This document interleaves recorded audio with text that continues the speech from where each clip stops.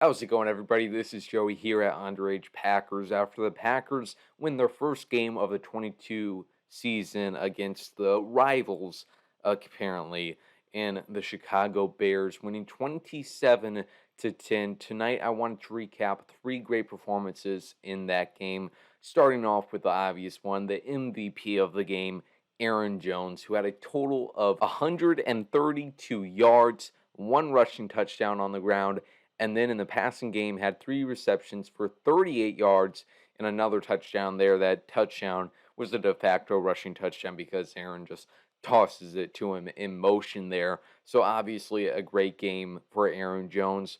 Rodgers and LaFleur both gave him most of the credit for the win in this game. An average of 8.8 yards per carry on 15 carries is pretty insane for an NFL player.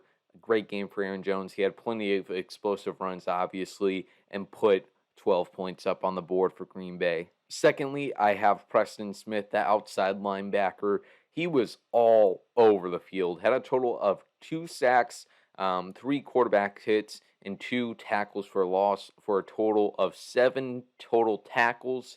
So, a great game from Preston. It felt like in the fourth quarter when David Montgomery and Khalil Herbert, he was the only player making tackles at the second level. He had his motor on the whole game. He caused that fumble that the Bears ended up recovering. He was just a force to be reckoned with for that whole game and really stood out on the defense. Finally, for my third player, I have Elton Jenkins making his first appearance for the Packers since week 11 of 2021 when he tore his ACL against the Vikings, and he is back.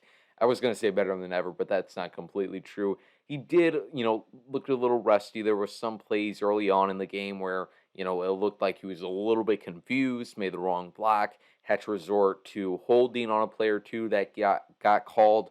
But overall, a really solid job. And compared to last week, especially, there was nothing that necessarily stood out to you about Jenkins' game this week. But compared to last week, where the offensive line was a constant problem and ended up losing the Packers the game, and this week, while it wasn't great, especially in the first half, they really sharpened up in the second half and helped the Packers seal that game.